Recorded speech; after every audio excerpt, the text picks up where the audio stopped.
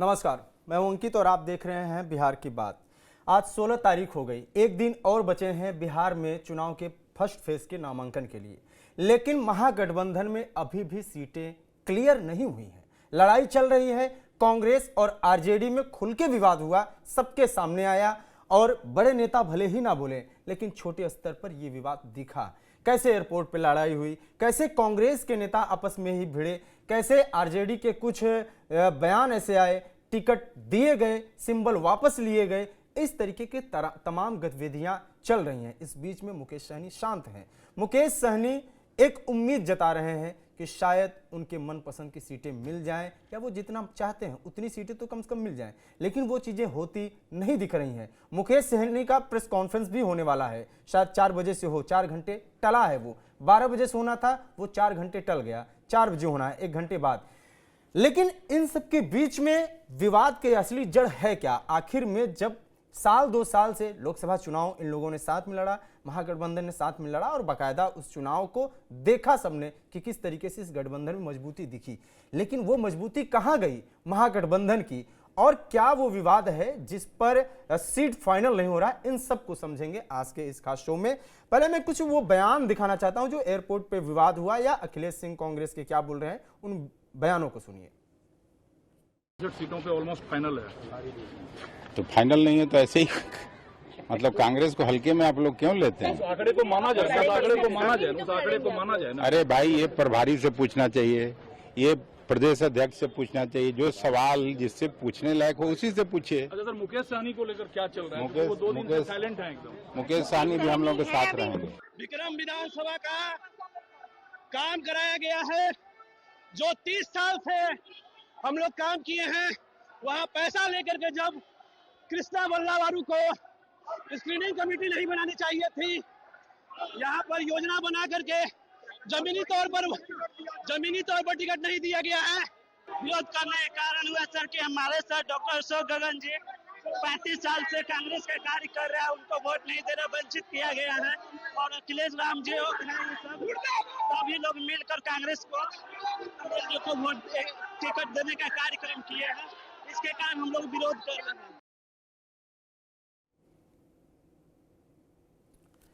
तो आपने सुना कि किस तरीके से ये बवाल चल रहा है, और आरोप कृष्णा अल्लावरू पे भले ही लगाएं, लेकिन कृष्णा अल्लावरू जो कांग्रेस के प्रभारी हैं और वो तय कर रहे हैं कि कांग्रेस की रणनीति बिहार में क्या होगी।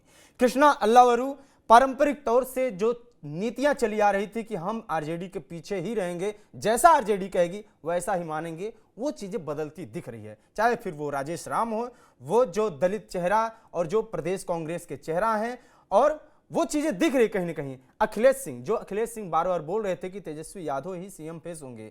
इस गठबंधन में अभी तक फिलहाल सीएम फेस भी डिसाइड नहीं हुआ है। डिप्टी सीएम के लिए बार बार मुकेश सहनी बोल रहे हैं कि हमको डिप्टी सीएम बनाइए, लेकिन डिप्टी सीएम कैसे डिसाइड हो सकता है, जबकि मुकेश सहनी 60 सीट से मांगते हुए 40, 30, 35 से नीचे आते आते अब ये कहा जा रहा है कि वो 15-16 पे भी एक्सेप्ट कर सकते हैं, या हो सकता है डिप्टी सीएम का पोस्ट भी ना मिले तब भी एक्सेप्ट कर लें। ये स्थिति बन चुकी है, और इन सबसे इतर सीट वाइज सीट लड़ाई चल रही है कि सीमांचल में जहां पे मुस्लिम बाहुल क्षेत्र है वहां पे कांग्रेस भी दावा कर रही है, आरजेडी भी दावा कर रही है। मुकेश सहनी इन दावों से थोड़ा अलग दिख रहे हैं, लेकिन मुकेश सहनी का क्या है कि उनको डिप्टी सीएम का पोस्ट चाहिए और उनको चाहिए ज्यादा सीटें। लेफ्ट को अपना एक खास क्षेत्रफल में, खास एरिया में सीट चाहिए, उससे वो दूसरी तरफ या कहीं और जाने को तैयार नहीं है। पूरा विवाद समझेंगे आज के इस खास शो में। कौन कौन मेहमान हैं, मेहमानों से परिचय करा देते हैं। तो आज के हमारे प्रोग्राम में जो मेहमान हैं, मृत्युंजय शर्मा जी हैं, राजनीतिक विश्लेषक हैं। श्याम किशोर चौबे जी हैं, वरिष्ठ पत्रकार हैं और राजनीतिक विश्लेषक हैं आलोक वत्स जी, और मोहित पंडित हैं जो कि पूर्णिया से हमारे संवाददाता हैं। आप सभी का स्वागत है सर। मृत्युंजय जी के पास चलेंगे, बहुत दिन बाद आज के शो से जुड़े हैं, तो क्या है सर स्थिति अभी? ये जो पूरी लड़ाई चल रही है, इसके पीछे का अगर हम कहें कि 4-5 पॉइंट में समझना चाहें तो क्या है सब कुछ ओवरऑल जो हल नहीं हो पा रहा? क्योंकि जिस तरीके से आप देखें कि लोकसभा चुनाव, बढ़िया चुनाव इन लोगों ने लड़ा, गठबंधन मजबूत दिखा, सड़कों पर राहुल गांधी आए तो तेजस्वी यादव भी दिखे, साथ में मुकेश सहनी भी दिखे, लेफ्ट भी दिखा, फिर अचानक सीट शेयरिंग के आते आते इतना ज्यादा सरफुटोबल कैसे हो गया? अंकित जी, मुझे लगता है एक तो दोनों तरफ करीब 5-5 पार्टियां हैं। आप देखेंगे एनडीए में भी इस प्रकार के काफी कंटेंशन हुए कि कितनी सीटें मिलेंगी और किसको कौन सी सीटें जाएंगी, लेकिन वो ऑलमोस्ट 99% सेटल्ड है। एक आध सीट इधर उधर पे अभी तक चर्चा चल रही है, लेकिन ज्यादातर नॉमिनेशंस भी हो गए, एटलीस्ट जो फर्स्ट फेज वाली सीटें हैं। जब महागठबंधन की तरफ देखते हैं तो एक प्रॉब्लम जो मुझे नजर आती है वो ये है कि अभी एक जो सबसे बड़ा तनाव चल रहा है वो ये चल रहा है कि कांग्रेस खुद को एक बड़ी पार्टी मानती है, केंद्र के रूप में। वो सोचती है कि एक बड़ी पार्टी है जिसका एक बहुत पुराना इतिहास है, जबकि बिहार में देखिए तो कांग्रेस एक बहुत छोटी पार्टी है, जनाधार भी कम है, कैडर के रूप में आप देखेंगे तो ऑलमोस्ट एब्सेंट की तरह है। दूसरी तरफ आरजेडी अपने आप को एक बड़ा भाई मानती है, वो बोलती है कि बिहार की सबसे बड़ी पार्टी इस गठबंधन में तो हम ही है, बाकी साथ हमारे साथ जो है वो छोटी पार्टियां हैं, तो कांग्रेस को एक्सेप्ट करना पड़ेगा। तो मेरे ख्याल से कांग्रेस एक्सेप्ट करने को तैयार नहीं है कि मैं एक छोटी पार्टी हूं बिहार में, और राजद ये एक्सेप्ट करने को तैयार नहीं है कि हम आपको बराबरी से ट्रीट करेंगे। पहले क्या होता था, जब लालू जी इस पूरे गठबंधन को ड्राइव करते थे तो एक तरह से वो थोड़े से सीनियर भी हो जाते थे बाकी सबके मुकाबले। अभी जो गठबंधन है इसमें जो ड्राइविंग फोर्स है आरजेडी की तरफ से वो तेजस्वी है। मुझे लगता है वो जो कॉन्वर्सेशन होना चाहिए और एक कांग्रेस पर दबाव बनना चाहिए वो तेजस्वी की तरफ से शायद नहीं बन पाता है। दूसरी तरफ कांग्रेस को यह दिख रहा है कि गठबंधन में न जाने का नुकसान सबसे बड़ा अगर किसी को तो राजद को है। अगर मुख्यमंत्री बनने की चाह किसी को है तो तेजस्वी को और लालू जी को है कि उनका बेटा बने। हमारा जो नुकसान है, कोलैटरल डैमेज है, वो बहुत लिमिटेड है, और इसलिए आरजेडी अपनी तरफ से ज्यादा कोशिश करेगी गठबंधन बचाने की, और इसलिए हमारे पास वो बार्गेनिंग पावर है अभी। दूसरी चीज जो हमें देखने को मिलती है कि बाकी भी जो पार्टनर्स है, एक देख लीजिए, कांग्रेस पिछली बार 70 सीटों पे लड़ी थी, सिर्फ 19 सीटें लेकर आई थी। इस स्ट्राइक रेट के हिसाब से एक्चुअली उनको कम सीटें जानी चाहिए थी, लेकिन वो तैयार नहीं हो रही है। माले दूसरी तरफ कहती है कि हमारा स्ट्राइक रेट इतना अच्छा रहा था, 19 सीटें आपने हमको दी, हम 12 सीटें जीत के आए, और फिर भी आप हमको उतना ही ऑफर कर रहे हैं, तो ये तो किसी भी तरह से जायज नहीं। उसमें फिर एक जुड़ जाते हैं मुकेश सहनी, जिनका अगर वास्तविक आधार आप जनाधार देखेंगे अभी तक बहुत प्रूवन नहीं है बिहार में। वो सिर्फ अपनी जाति की संख्या के आधार पर सीटें मांगते हैं। जब कभी उन्होंने अकेले चुनाव लड़ा है तो हमने देखा है वो कहीं से भी जीत नहीं पाए। सिर्फ अपनी जाति की संख्या के आधार पे वो पहले 60 सीटें मांगते रहे, फिर 40 सीटों पे आए हैं, डिप्टी सीएम का दावा ठोकते रहे। इनफैक्ट तेजस्वी ने तो बहुत साफ साफ उनको कह दिया कि 18 सीटें हम मैक्सिमम आपको देंगे, और उसमें से भी 10 उम्मीदवार हमारे होंगे, मतलब आरजेडी के कैंडिडेट्स बेसिकली होंगे, सिंबल आपका होगा। तो मुकेश सहनी उसके लिए तैयार नहीं है।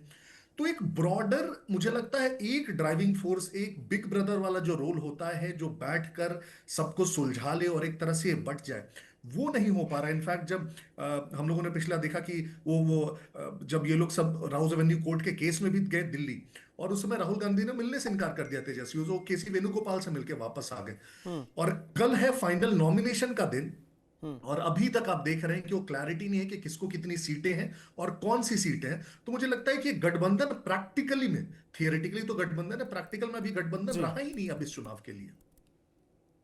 ठीक है, ठीक है। तो ये कुल मिला के आपने जो मोटा मोटी समझाया कि ये है। मैं मोहित पंडित के पास चलूंगा, फिर श्याम किशोर जी के पास जाऊंगा, क्योंकि मोहित पंडित वहाँ ग्राउंड पे हैं। मोहित जी, ग्राउंड पे सीमांचल का जरा मुझे सिनेरियो समीकरण समझाइए कि कैसे उन सीटों पे जहां पे, क्योंकि ये चर्चा बहुत ही काफ़ी लंबे समय से चल रहा है कि कांग्रेस सिर्फ इस स्तर पे नहीं बात कर रही है कि हमको इतनी सीट चाहिए, इतनी सीट चाहिए। कांग्रेस की बात इस स्तर पे भी है कि हमको ऐसे कुछ भी सीट नहीं दे सकते आप, हमको जीतने वाली सीट चाहिए, जो जिन सीटों पे हम दावा मजबूत कर सकें, जहां पे हमारे प्रत्याशी मजबूती से लड़ सकें। तो क्या है सीमांचल की स्थिति, जहां पे चूंकि जाहिर सी बात है उधर मुस्लिम बहुल क्षेत्र है, दोनों का अपना दावा है, जरा वहां का समीकरण समझाइए। देखिए, सीमांचल के इस एरिया में जो है दूसरे चरण में जो है मतदान है, और अभी तक जो है कांग्रेस ने भी अपना पता नहीं खोला है और आरजेडी ने भी अपना पता नहीं खोला है। मगर जिस तरह से सीमांचल, आप जिस तरह सीमांचल मुस्लिम इलाका, और तो यात्रा का तहत जब राहुल गांधी यहाँ आए थे तो यहाँ पर काफी भीड़ थी, और अररिया हो या किशनगंज हो या कटिहार हो, इस तरह से लोगों की हुजूम राहुल गांधी के पीछे उमड़ी थी। तो राहुल गांधी को लगा कि इस एरिया में जो है उनका काफी जनाधार है, और जब वो अकेले अगर चुनाव लड़ते हैं तो काफी अच्छा खासा वोट उनको आ सकता है। तो कुल मिलाकर अगर देखें तो एक तरह से जो है तेजस्वी यादव ने ही उन्हें झाड़ पे चढ़ाया है, और उनको जो है प्रधानमंत्री के तौर पे जो प्रोजेक्ट किया, मगर कभी भी राहुल गांधी ने उनको बिहार का मुख्यमंत्री जो है वो नहीं बोला कि वो तेजस्वी यादव के इसमें हम चुनाव लड़ेंगे। मगर जिस तरह अभी जो बात आ रही है कि कांग्रेस और आरजेडी की, कहीं न कहीं जो है आरजेडी ज़्यादा सीट नहीं देना चाह रही है कांग्रेस को, क्योंकि सीमांचल का जो इलाका है, इस इलाके में लगभग कांग्रेस का और आरजेडी का जो है बटा हुआ है सीट। अभी वर्तमान में जो है 5 कांग्रेस के यहाँ से विधायक हैं। इसके अलावा जो है फिर आरजेडी का भी जो एमआईएम से टूट के जो विधायक आए हैं जो आरजेडी में, उनको तो टिकट मिलना ही मिलना है। तो ये इस यहाँ जो कोसी और सीमांचल में जो लड़ाई है वो आरजेडी और कांग्रेस की लड़ाई नहीं है। ये लड़ाई आपको बिहार स्तर पर और देश स्तर पर देखा जा रहा है। किस तरह जो है कांग्रेस ज्यादा से ज्यादा सीट जो है सीमांचल बिहार में ले सके। और ये लड़ाई जो है अंदरूनी गुट, 2 गुट बढ़ चुका है। अब ये अखिलेश सिंह का एक गुट है और एक शकील अहमद खान का गुट है, जिसमें एक पप्पू यादव भी यहाँ कूद पड़े हैं। पप्पू यादव शुरू से चाह रहे थे कि सीमांचल के इलाके में उनको छूट दिया जाए और अपने हिसाब से जो है वो यहाँ प्रत्याशी को आप खड़ा करें। मगर आप किशनगंज देखेंगे, कटिहार देखेंगे और एक तरह से निर्दलीय सांसद है, अपने आप को कांग्रेस मानते। 3 कांग्रेस के सांसद ऑलरेडी सीमांचल में हैं और 5 यहाँ भी हैं। फिर भी है उस हिसाब जिस हिसाब से उनको सीट मिलना चाहिए कांग्रेस को, हिसाब से कांग्रेस को यहाँ सीट नहीं मिल पा रही है। और किसी भी हाल में जो है आरजेडी जो है अपना सीट इधर का सीमांचल का सीट उन्हें के लिए तैयार नहीं है। और जो अभी फिलहाल में जो मारपीट की घटना घटी है उस बीच में कूदे हैं। लेकिन जो ये जो चल रही है, जिस तरह आपने कहा प्रथम फेज का जो है नॉमिनेशन का जो डेट है वो कल लास्ट है। और जो उम्मीदवार है वो पंडित जी से अगर पतरा जो निकाले थे तो आज का दिन जो है वो शुभ था। आज ही सभी को नॉमिनेशन करना चाहिए था, मगर आज कोई नॉमिनेशन नहीं कर पाए। बस एक दिन कल बचा है और आने वाले समय में आप देखिए कि क्या होता है। जहां तक अभी जो क्षण के जो खबर आ रही है उसमें कम से कम जो है 62 सीट से नीचे जो है कांग्रेस नहीं मानने वाली है। अगर नहीं मानती है 62 सीट, आरजेडी नहीं मानती है, तो फिर कहीं ना कहीं हो सकता है गठबंधन टूट जाए। और इसी वजह से जो है जो 4 बजे का जो प्रेस कॉन्फ्रेंस रखा गया है सहनी जी की तरफ से कहीं ना कहीं इस और इशारा कर रहा है। ठीक है, आप कह रहे हैं कि गठबंधन टूट भी सकता है, 62 से कम आए। लेकिन मैं आलोक वत्स जी जुड़े हैं, मैं उनसे ये सवाल करना चाहूँगा कि क्या कांग्रेस में है इतना कि वो गठबंधन से अलग चुनाव लड़ने को तैयार हो जाए? क्योंकि पिछले चुनाव में भी हमने देखा है कि अलग भी लड़े हैं और स्थिति ये हो गई है कि 1-2 सीट भी मिल जाए तो बड़ी बात है। तो ऐसी स्थिति में जब इतना टफ फाइट है, ऐसी स्थिति में जब थर्ड फ्रंट पे कहीं प्रशांत किशोर पूरी ताकत लगा के बैठे हैं, कहीं एआईएमआईएम जिस सीमांचल की अभी बात कर रहे हैं मोहित पंडित, उधर एआईएमआईएम अपनी दावा ठोक रही है और पिछली बार देखा किस तरीके से उन लोगों ने सीट निकाले। तो क्या कांग्रेस ऐसे अकेले लड़ने को तैयार है? आपका अनुमान क्या कहता है? सर आवाज, माइक म्यूट है सर जी। आ रही है मेरी आवाज? आ गई। देखिए, मोहित जी ने अभी जिस तरीके से सारी बातों को सामने रखा, खासकर सीमांचल के बारे में, वो काफी हद तक सही और सटीक विश्लेषण है। सीमांचल में पिछली बार एआईएमएम ने, मैं कहूंगा कि राजद की सरकार बनते बनते रोक दी। अब आप पूछेगा क्यों? तो 5 सीट पर तो वो जीत गए और 6 सीट पर उन्होंने हराने का काम कर दिया।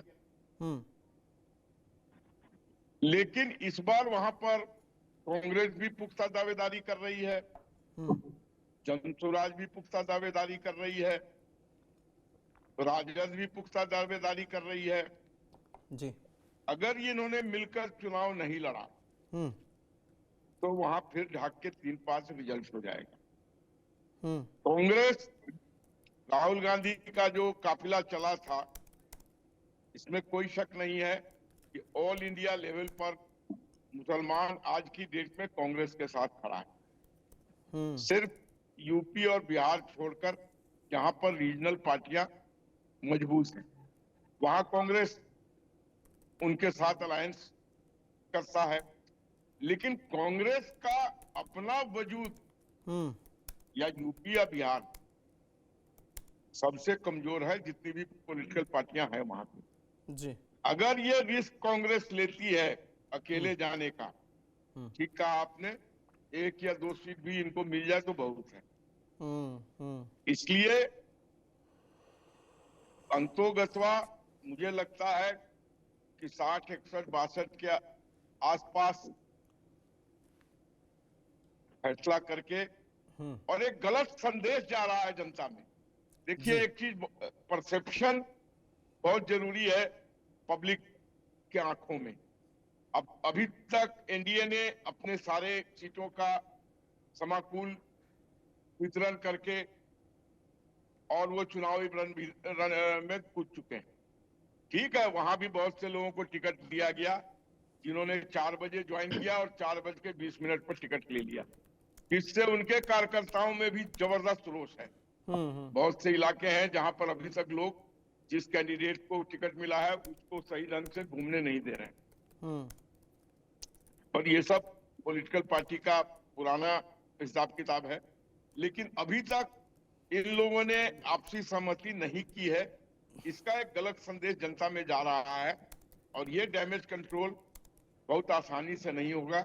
इसका एडवांटेज एनडीए को पूरा मिलेगा। बिल्कुल, इसका एडवांटेज एनडीए को मिलेगा। और हालांकि एनडीए की भी तमाम सीटों पे लड़ाई चल रही है, लेकिन वो सीट वाइज सीट लड़ाई है। जो वो लड़ाई है वो ये है कि कोई कैंडिडेट है, उस कैंडिडेट की लड़ाई किसी और कैंडिडेट से है, उसमें कुछ चुनिंदा है, लेकिन ऊपर जो नेता हैं सब साफ दिख रहे हैं और पूरा एक साथ लड़ते दिख रहे हैं। श्याम किशोर जी के पास चलेंगे।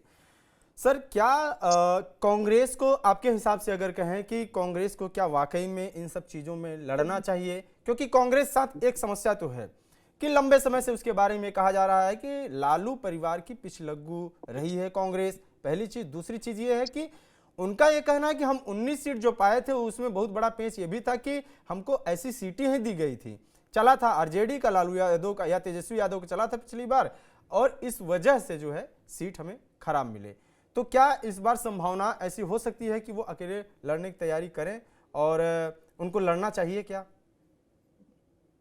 देखिए, हम लोग यहाँ जितने लोग बैठे हैं आपके समय, या जो नहीं भी बैठे हैं, जो लोग जो सुन रहे होंगे या दर्शक हैं, हर किसी ने एक कहानी पढ़ी है बचपन में। हमारे ख्याल से 9th 10th में ही पढ़ा दी जाती है, खरगोश और कछुआ वाली कहानी। तो लोकसभा चुनाव के बाद कांग्रेस खरगोश की गति से दौड़ी। लगता था कि विधानसभा चुनाव में वो एकदम क्या परफेक्शन के साथ उतरेगी। जिस ढंग से कन्हैया को दौड़ाया गया, जिस ढंग से खुद राहुल गांधी ने मेहनत की, फिर अल्लावरू को लाया गया, फिर प्रदेश अध्यक्ष को बदला गया, तो लगा कि बड़ा आमूलचूल परिवर्तन करके कांग्रेस तैयारी में है। जो पिछले 30-35 वर्षों से जो ये यहाँ से मतलब बिहार से खिसक चुकी है, शायद जमेगी। लेकिन जैसे उस स्टोरी में है, अब स्टोरी बताने की जरूरत नहीं है कि कुछ दूर जाने के बाद फिर खरगोश सो गया आराम से कि मैं तो बहुत आगे आ गया हूँ। वही हाल हुआ। बहुत तैयारी करने के बाद अब लास्ट आवर में पेच फंस गया है। लास्ट आवर क्या कहिए कि अब तो समय नहीं के बराबर है ना। कल अंतिम दिन है फर्स्ट फेज के नामांकन का, और अभी तक सीट शेयरिंग का नहीं तय हुआ है। उसके बाद कैंडिडेट्स तय हुए हैं कि नहीं हुए हैं, मेरे ख्याल से बहुत क्लियर नहीं है कि सारे कैंडिडेट्स तय ही हो गए। कौन कैंडिडेट होंगे, जैसा कि आपने दिखाया भी कि कैंडिडेट्स को लेके कुछ लोगों में नाराजगी है और वो अपना आक्रोश व्यक्त कर रहे थे कि जिस चीज को खड़ा कर दिया गया है। तो कांग्रेस का जो कहिए कि ये जो पॉलिटिकल मूव है, ये कई वर्षों से इसी ढंग का पॉलिटिकल मूव उसका रहा है कि या तो वो तैयारी ही नहीं करती है, और करती भी है तो बीच में ऐन वक्त पर, जो महाभारत में था ना कर्ण की तरह, ऐन वक्त पर ये ब्रह्मास्त्र चलाना ही भूल जाती है, तो कोई क्या करेगा। ऐसी स्थिति में अगर अभी कांग्रेस को लग रहा हो कि बिहार में कि बहुत बड़ी पार्टी है और इनको राहुल गांधी ने जो यात्रा की थी, उस यात्रा में, अधिकार यात्रा में जो भीड़ उमड़ी थी, अगर सोच रहे हो कि वो सारा का सारा भीड़ और उसके साथ प्लस होके हमको वोट मिल ही जाएंगे, तो वो संगठन तो जैसा कि हर किसी ने कहा और हर कोई जानता है कि कांग्रेस में कई वर्षों से संगठन तैयार करने में क्या कहिएगा कि दिलचस्पी ही लेनी बंद कर दी। किसी भी स्टेट में वो संगठन नहीं तैयार करती है, केवल कांग्रेस के नाम पे वोट मिल जाएगा ऐसा सोचते हैं, तो ये गलतफहमी है। और इस गलतफहमी को उनको आंक लेना चाहिए था। आज से 2 साल पहले, मेरे ख्याल से 2 साल भी नहीं हुआ, थोड़ा कम ही टाइम हुआ, आप देख लीजिए, मध्य प्रदेश हुआ, छत्तीसगढ़ हुआ, राजस्थान हुआ, इन राज्यों में जो चुनाव हुए, जीतते जीतते कांग्रेस हार गई। मतलब लग रहा था कि जीत जाएगी, लेकिन वॉश आउट हो गई। तो हमको लगता है बिहार में भी वैसा ही होगा। और अगर गठबंधन करके नहीं चलेगी कांग्रेस यहाँ, तो वो निश्चित तौर पे महागठबंधन को नुकसान होगा। कांग्रेस को ज्यादा नुकसान नहीं होगा, लेकिन महागठबंधन को नुकसान होगा। और जब महागठबंधन को नुकसान होगा तो कांग्रेस को भी होगा, क्योंकि कांग्रेस अभी पूरे देश में अकेले चलने की स्थिति में नहीं है, उसको गठबंधन में ही चलना है। लेकिन अगर वो दिल्ली वाली चाल चलती है, मतलब दो चीजें हैं यहाँ कहने की, फिर मैं अपनी बात समाप्त करूंगा। एक तो कि दिल्ली वाली चाल यहाँ नजर आ रही है फिलहाल, क्या होगा नहीं कहा जा सकता है। और दूसरी, बीजेपी के साथ जो है वो हमको बार बार लगता है कि ऐसा न हो कि वहां महाराष्ट्र दोहरा दिया जाए। ये दो बातें हैं, कांग्रेस के साथ दिल्ली, बीजेपी के साथ महाराष्ट्र जुड़ा हुआ है। आगे क्या होगा मैं तो नहीं जानता हूं, आप लोग बहुत एक्टिव जर्नलिज्म में हैं, आप लोग जान सकते हो तो बेटर। नहीं, ठीक है, मैं बीजेपी और महाराष्ट्र वाले एंगल पे आऊंगा, लेकिन मृत्युंजय जी के पास चलेंगे। मुकेश सहनी का प्रेस कॉन्फ्रेंस होने वाला है। मुकेश सहनी के बारे में कहा जा रहा है कि वो उतनी सीटें नहीं मानने को तैयार हैं, और ये 9 सीटें ऑफर किया जा रहा है। 9 सीटें तो जाहिर सी बात है उनके लिए कम हो जाएगा। पिछली बार इतना सारा माहौल बनाए, पिछली बार 11 सीटों पे लड़े, उससे भी 2 सीटें नीचे जा रहे हैं, और 60 सीटों से 9 सीटों पे ला के रख दिया गया। अब एक टीवी चैनल को इंटरव्यू दे रहे थे अखिलेश सिंह, और उन्होंने उस इंटरव्यू में कहा कि मुकेश सहनी 40 सीट मांग रहे हैं, हम कहां से लाके 40 सीट दे दें। अब वो आप देखिए कि विपक्षी गठबंधन में जीतन राम मांझी 6 पे मान रहे हैं, उपेंद्र कुशवाहा 6 पे मान जा रहे हैं, और सहनी को चाहिए 40। तो उनके कहने का मतलब ये सीधे सीधे है ना फिर कि सहनी को कांग्रेस हो चाहे आरजेडी हो, इतनी आरजेडी अगर मान भी रही है तो कांग्रेस और लेफ्ट की पार्टियां फिलहाल बड़ी पार्टी मानने को तैयार नहीं है। आपका अनुमान क्या कहता है कि मुकेश सहनी क्या फाइनली 9 पे भी मान जाएंगे अगले 1 घंटे बाद जो प्रेस कॉन्फ्रेंस होने वाला है, या लगता है कि सहनी अकेले लड़ने की या कुछ और सोच सकते हैं, कोई और विकल्प हो सकता है? क्योंकि एनडीए में तो क्लियर हो गया सब कुछ, अब क्या ओवैसी वगैरह के साथ जाना एक ऑप्शन बच सकता है?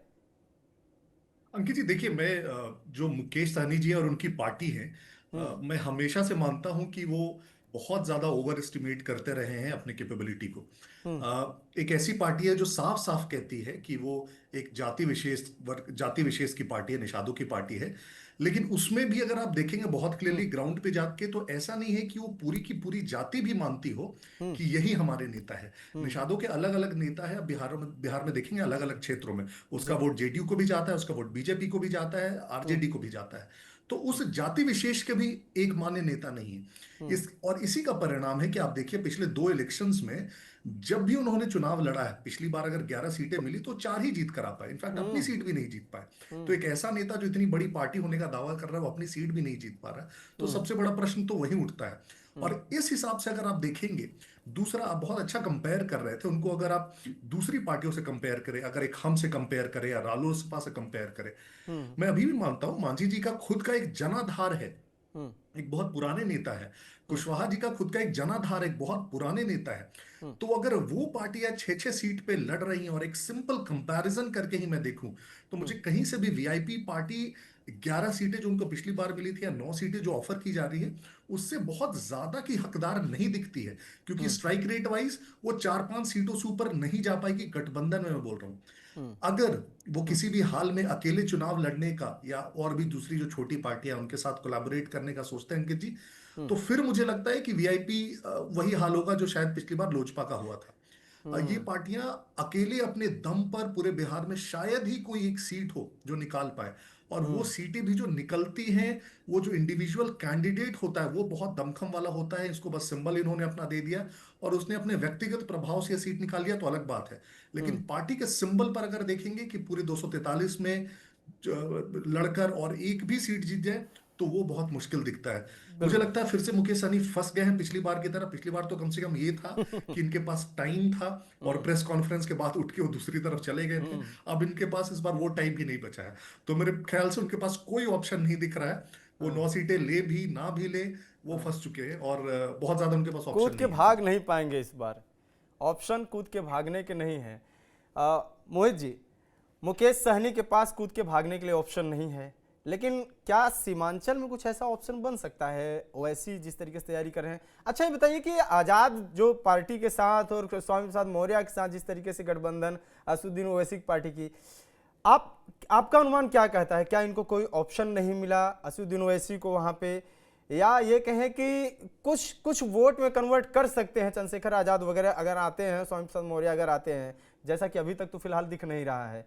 क्या फायदा हो सकता है इन लोगों के साथ गठबंधन करने के लिए, या सिर्फ मीडिया में दिखाने के लिए कि हम थर्ड पार्टी बना रहे हैं? मैं ओवैसी पे आ जा रहा हूँ थोड़ा सा, फिर मैं आऊँगा चूंकि सीमांचल में आपसे बात कर रहा हूँ। देखिए, इस बार जो गठबंधन जो थर्ड फ्रंट जो बना है इनका, पिछले बार भी थर्ड फ्रंट बना था, एसडीपीआई वगैरह इनके साथ थे, मगर ये चंद्रशेखर जी की पार्टी और स्वामी प्रसाद मौर्य की पार्टी, जिनका सीमांचल क्या पूरे बिहार में कोई अस्तित्व नहीं है, इनको बनाना था एक फ्रंट, मगर उन्होंने बना लिया। मगर यहाँ ऐसा कोई फ्रंट काम नहीं आ रहा। हाँ, जहाँ तक ओवैसी की पार्टी है, ओवैसी जो है लगातार जो पिछले बार जो है 5 सीट जीत लिया था उन्होंने, इस बार भी वो मेहनत कर रहे हैं। इस बार भी जो है उनके हाथ जो है SIR का मुद्दा वगैरह हाथ लगा है। जो मुस्लिम बहुल इलाका है उस इलाके में घूम घूम कर जो है इस बात को प्रसारित कर रहे हैं कि आपको जो है देश से निकाल दिया जाएगा, बांग्लादेशी आपको बताया जा रहा है। मगर बार बार तार पे भी ओबीसी निस्तार रहे हैं कि कितने बांग्लादेशियों को अपने निकास की सूची जारी करें। तमाम ये जो बातें रही है कर ओबीसी रही है सीमांचल में, मगर वो ताली वोट में तब्दील होगा कि नहीं होगा ये देखने वाली बात होगी। मगर जिस तरह कांग्रेस और आरजेडी आपस में लड़ रही है, इसका फायदा कहीं न कहीं को हो सकता है सीमांती इलाके में। जिस तरह से उन्होंने लगभग 26 सीट पर लड़ने का जो दावा किया है और जिस तरह से वो समीकरण फिट कर रहे हैं, इस बार भी लगता है कि कहीं न कहीं कुछ सीट वो लाने में कामयाब हो जाएंगे। मगर जो स्वामी प्रसाद मौर्य और शेखर की पार्टी है, वहाँ कोई अस्तित्व, हाँ एक नई पार्टी इसमें जुड़ने जा रही है जो रामविलास पासवान के लोजपा की पार्टी जो थी उनके भाई की, वो उनके साथ आ रहे हैं। तो इनका कभी यहाँ कोई फर्क उतना पड़ने वाला नहीं है सीमांचल में। तो कुल मिलाकर अगर देखा जाए संगठन के व्यू से, तो कांग्रेस और आरजेडी का, कांग्रेस पहले एक समय में कांग्रेस सीमांचल में बहुत ज्यादा मजबूत थी, मगर धीरे धीरे हाशिए पर चल कांग्रेस। फिलहाल आरजेडी का हुआ तस्लीमुद्दीन के बाद यहाँ पर सीमांचल में कोई ऐसा नेता नहीं मिला जो आरजेडी को सके।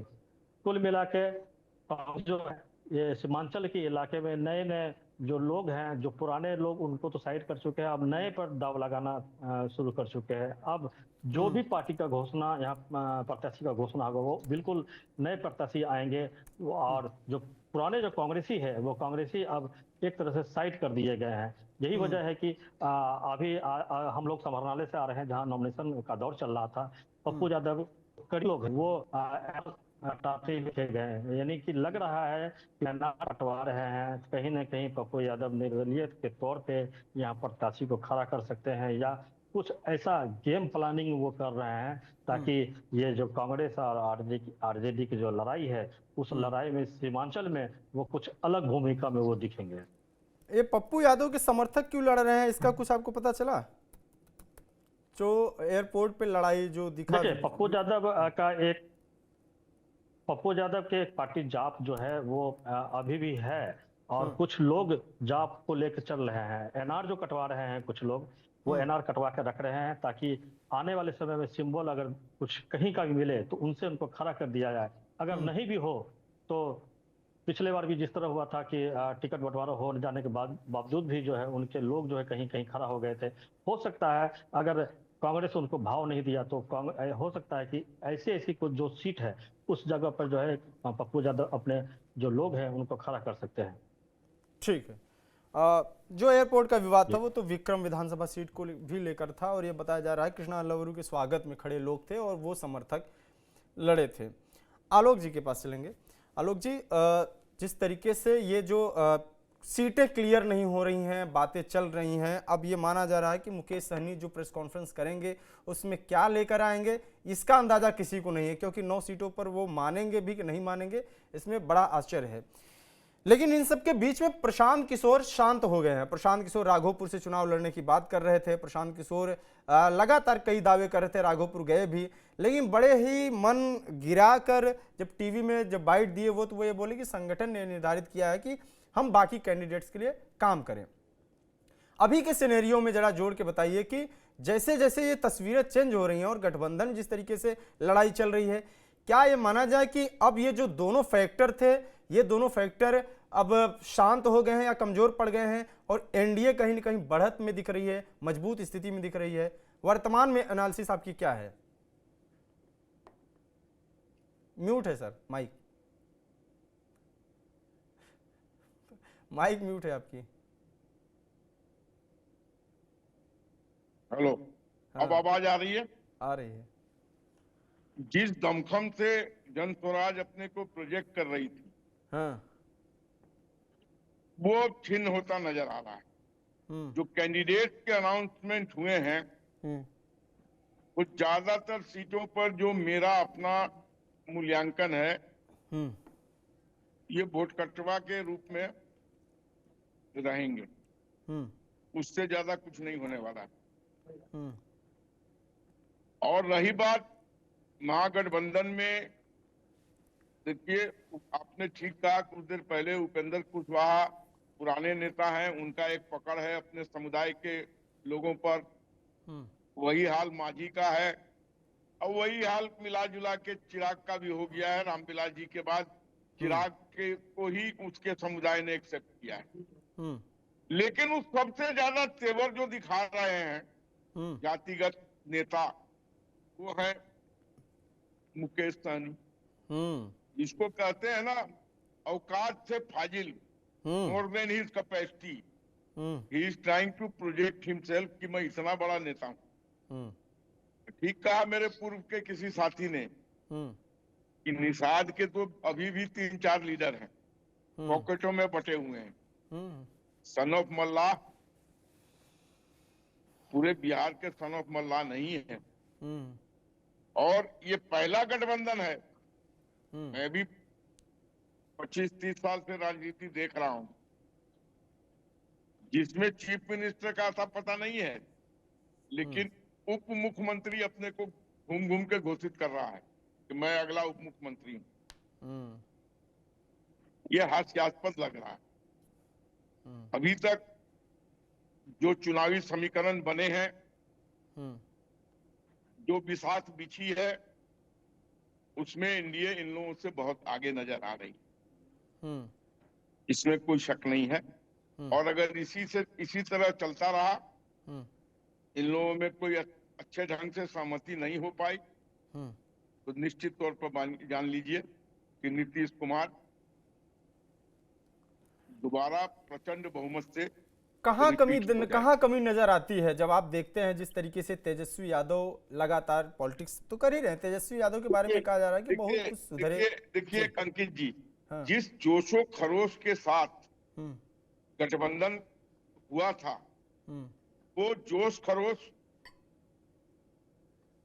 सीटों के बंटवारे आते आते राहुल गांधी को एक बहुत बड़ी परसेप्शन हो गई, वो 1300 किलोमीटर की यात्रा पे, कि मेरे पास इतनी भीड़ आ रही थी, जबकि वस्तुतः वो भीड़ राजद के लोगों की ज्यादा थी। कांग्रेस का वजूद क्या है, मैं पूछना चाहता हूं बिहार में। आज की डेट में ये 10 मुखिया नहीं इलेक्ट करा सकते अगर अपने दम पे ये लड़ जाए तो। लेकिन उस परसेप्शन से इन्होंने अपने को बहुत बड़ा समझ लिया और ये ज्यादा सीट, इसमें कोई शक नहीं है कि पिछली बार जो इनको 70 सीटें दी गई थी, उसमें से बहुत सी सीटें हराऊ सीटें थी मेरे हिसाब से। लेकिन इस बार फेरबदल करके ये कुछ अपनी जिताऊ सीट लेके 50-55 पर भी फैसला करके जाते तो एक मजबूत स्थिति पैदा करते।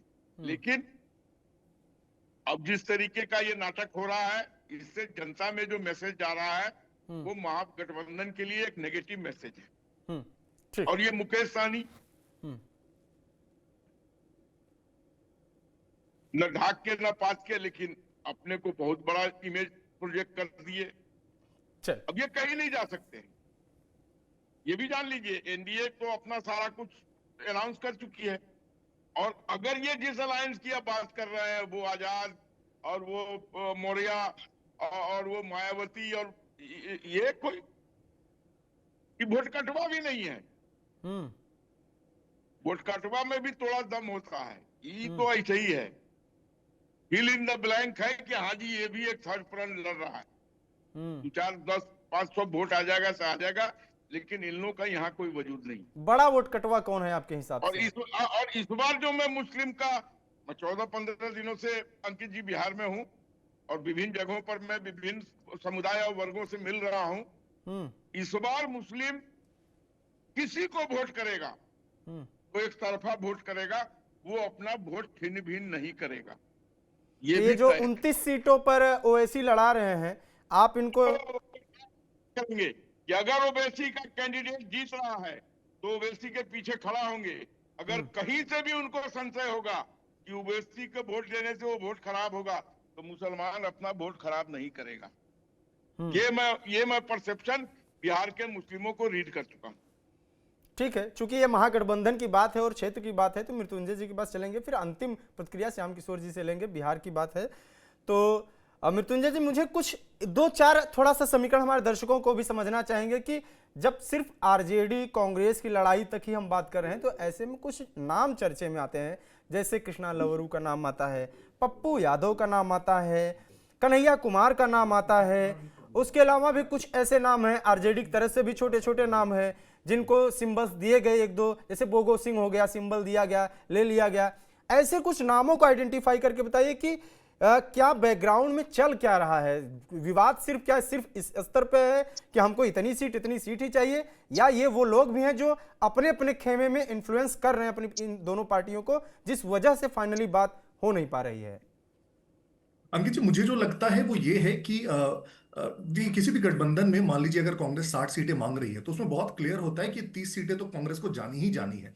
बाकी 30 पे थोड़ा कंटेंशन होता है। उस 30 में से हो सकता है 15 पे आरजेडी भी दावा ठोक रही हो, 5 पे माले ठोक रही हो, 5 पे जो वीआईपी पार्टी वो भी दावा ठोक रही हो। तो अभी ये पार्टियां क्या कर रही है कि सबको दिख रहा है कोई फाइनल सीट का नंबर आ नहीं रहा है, तो जो अपनी सेफर साइड ऑफ सीट्स है, जैसे कांग्रेस की ये जो 30-35 सीटें ये तो कहीं और नहीं जानी है हमारी, तो वो कैंडिडेट्स दिए जा रहे हैं। जो आरजेडी के वैसी सीटें हैं, वैसी 70-80 सीटें आरजेडी की होगी, उन्होंने अपने वो कैंडिडेट्स को सिंबल दे दिया है। लेकिन अभी भी जो कंटेंशन वाली सीटें होती है, और अंकित जी हमेशा बात तो कंटेंशन की सीटों की ही होती है, अदरवाइज ये सीटें तो हमेशा से क्लियर थी। तो जो 243 में मुझे लगता है 50, 60, 70 कंटेंशन की सीटें होंगी, जिसपे मल्टीपल पार्टीज का एक सीट हो सकता है, 3-3 गठबंधन की पार्टियों का दावा होगा।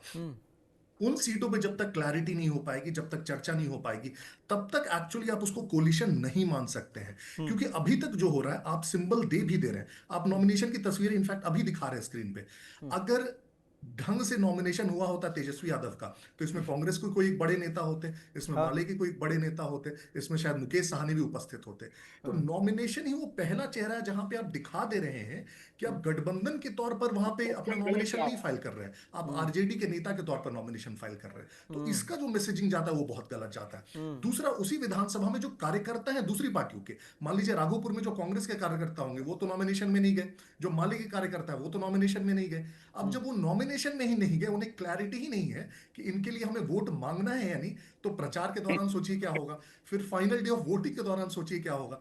तो इसलिए मैं कह रहा हूं, जो टाइम गुजर चुका है, जो एक साथ आके काम करने का टाइम था, अब ये टिकट दे भी देंगे अगर फाइनली किसी को बट भी जाएगा, मुझे लगता है फाइनली देखिएगा कि बहुत सारे ऐसे कैंडिडेट इंडिपेंडेंट खड़े हो जाएंगे और उनको बोल दिया जाएगा कि ठीक है तुम इसके अधिकृत उम्मीदवार हो।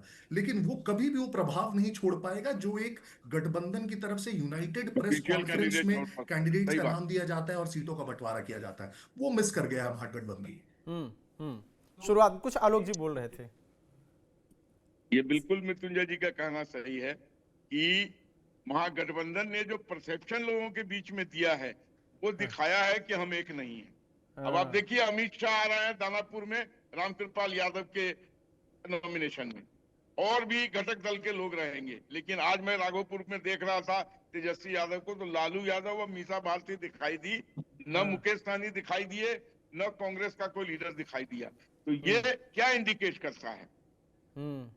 मतलब ये है कि अलग अलग से जो बार्गेनिंग चल रही है, एक बार्गेनिंग का स्तर यह है कि चिराग या तमाम लोग साथ में बैठ के चल रहे हैं, और एक बार्गेनिंग का स्तर है कि जैसे अलग अलग पार्टियां आ रही हैं लड़ने। दूसरी एक और अहम चीज सुन लीजिए, इस बार फिर से बाहुबलियों का हर दल में बोलबाला है। ये तो जदयू ने भी कर दिया। बाहुबलियों ने टिकट ले लिया है। हाँ। और उनका आप देखिए, जो उनका होता है वो ये नॉमिनेशन, वही बता देता है कि वो क्या चीज है। वो दिखता है अनंत सिंह की रैली में किस तरीके से भीड़ थी, दिखा। ये मैं बता दूं आपको, इस हमाम में सब नंगे हैं। वो बाहुबली फिर से अपनी जगह प्राप्त कर लिए हैं, जो थोड़े लुप्त हो गए थे पिछली बार। इस बार फिर दमदार तरीके से वापसी किया है लोग। तो थोड़ा इस पर भी बता दीजिए कि अनंत सिंह का जिस तरीके से लोग कह रहे थे कि टिकट कट जाएगा, अनंत सिंह का कह रहे थे लोग कि टिकट कट जाएगा, नीरज कुमार कह रहे थे, आप सब शांत पड़े हैं, और एक तरफा हो गया कि संजय झा, ललन सिंह और जो जाके मिल रहे थे ये अशोक चौधरी और ललन सिंह इतना बड़ा काफिला लेके गए नॉमिनेशन करने, और नॉमिनेशन करने पहले गए, लिस्ट बाद में आई और नाम उसमें है। तो ये नीरज कुमार लोगों के लिए क्या संदेश है फिर? आपने मेरे से पूछा है ये? हाँ, आपसे ही। एक बार फिर से रिपीट कीजिए, मैं जरा सही ढंग से सुन नहीं पाया। मैं ये कह रहा हूं कि जब आप बाहुबलियों की बात, अभी आपने कहा कि बाहुबलियों का जलवा दिखेगा इस बार, तो उसी बाहुबली से मैं कनेक्ट कर रहा हूं। दिखेगा नहीं, दिख रहा है। ठीक है, जलवा दिखेगा नहीं, दिख रहा है। ठीक है, ठीक है।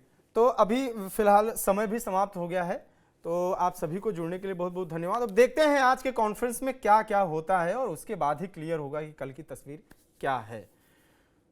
तो फिलहाल बिहार में जो मुकेश सहनी प्रेस कॉन्फ्रेंस करने वाले हैं कुछ ही देर में, और मुकेश सहनी के प्रेस कॉन्फ्रेंस के बाद चीजें क्लियर होंगी कि क्या चाहते हैं और दरअसल मिल क्या रहा है। चाहते तो बहुत कुछ है सहनी, लेकिन आपने हमारे पैनल में देखा, जो भी गेस्ट जुड़े थे उन लोगों ने जो बताया, और इसके पहले हम लगातार बात करते आ रहे हैं, और फिर खुद मुकेश सहनी का जो बयान है आप उसको भी देख सकते हैं कि सहनी जी 60 मांग रहे हैं, फिर 40 मांग रहे हैं, फिर 20 पे भी आ सकते हैं, 16-15 पे भी आ सकते हैं। अब चर्चा इस बात की है कि मुकेश सहनी को कांग्रेस और इनके अलायंस ने 9 सीट ऑफर किया है।